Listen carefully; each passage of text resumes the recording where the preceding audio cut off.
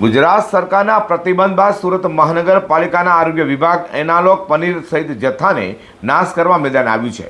તો સુરત શહેરમાં આરોગ્ય વિભાગે એનાલોગ પર પનીર અને અન્ય એનાલોગ પ્રોડક્ટ સામે કાર્યવાહી હાથ ધરી હોય તેમ માત્ર 2 દિવસમાં 303 કિલો એનાલોગ પ્રોડક્શન જપ્ત કરી 114 સંસ્થાઓને પનીર, ચીઝ અને બટરનો જથ્થો કબજે કરી તમામ જથ્થાનો નાશ કરી દેવામાં આવ્યો છે. સુરતમાં એનાલોગ પનીર સામે આરોગ્ય વિભાગે કડક ઝુંબેશ શરૂ કરી છે.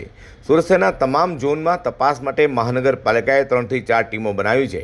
2 દિવસમાં જ 114 જેટલી સંસ્થાઓમાં તપાસ હાથ ધરીને 303 કિલો એનાલોગ પનીર, ચીઝ અને બટરનો જથ્થો ઝડપી પાડવામાં આવ્યો છે. આરોગ્ય વિભાગ દ્વારા જપ્ત કરેલા તમામ એનાલોગ પ્રોડક્ટનો સ્થળ પર નાશ કરવામાં આવ્યો છે. ફૂડ સેફ્ટી ઓફિસરના જણાવ્યા મુજબ આ ઝુંબેશ સતત ચાલુ રહેશે. બીજી તરફ અચાનક કાર્યવાહીને પગલે એનાલોગ પ્રોડક્ટના વેપારીમાં પણ ફફડાટ ફેલાયો છે.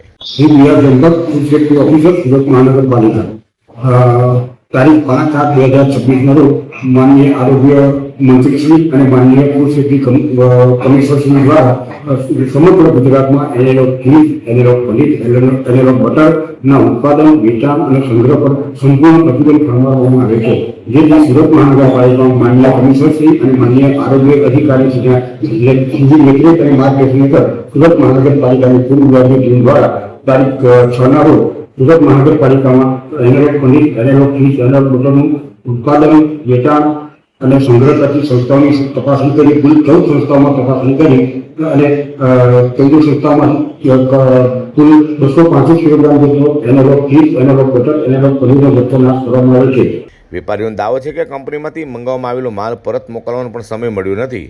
હવે આગામી દિવસોમાં મનપાની તપાસ વધુ કડક બનવાની પણ શક્યતા રહેલી છે.